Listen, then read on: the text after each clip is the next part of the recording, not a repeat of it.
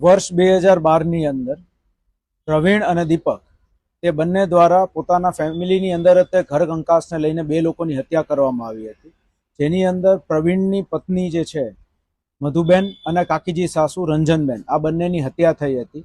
અને આ બંનેની હત્યા કર્યા બાદ આ પ્રવીણ ઉર્ફે પવન એ નાસી ગયેલો હતો અને જે તે સમયે 2012ની અંદર એ પોલીસની પકડમાં આવેલ ન હતો.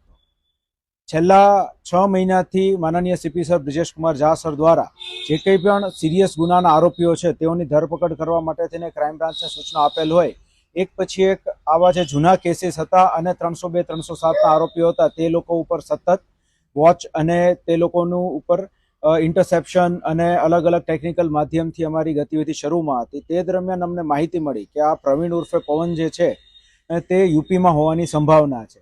તેના માટે થઈને અમે અલગ અલગ ટેકનિકલ સોર્સિસથી એનું વેરિફિકેશન કર્યું અને ત્યારબાદ 4 લોકોની સ્પેશિયલ ટીમ બનાવી અહીંયાથી યુપી ગાઝિયાબાદ ખાતે મોકલેલી હતી.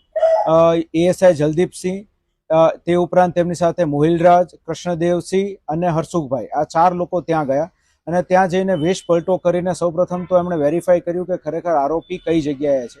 વેરીફાઈ કરતા સમયે તેવું ધ્યાન પર આવ્યું કે તે ચાની એક ટપરી ચલાવી રહ્યો છે.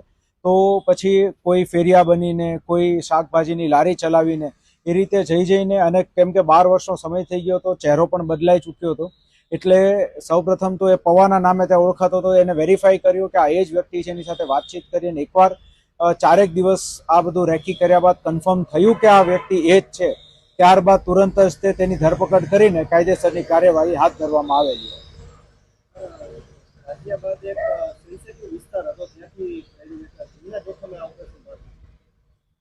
ગાઝિયાબાદની અંદર થોડું જ્યારે આરોપીની ધરપકડ કરવા માટે ગયા ત્યારે લોકો જે છે એકઠા થઈ ગયા હતા, પરંતુ તુરંત જ તે પોલીસ દ્વારા સૂઝબૂઝ વાપરીને તે લોકોને સમજાવીને અને જૂની આ રીતની એફઆઈઆર છે તે વિશે માહિતી આપીને આરોપીની જે છે એ ધરપકડ ત્યાંથી હાથ ધરવામાં આવી હતી.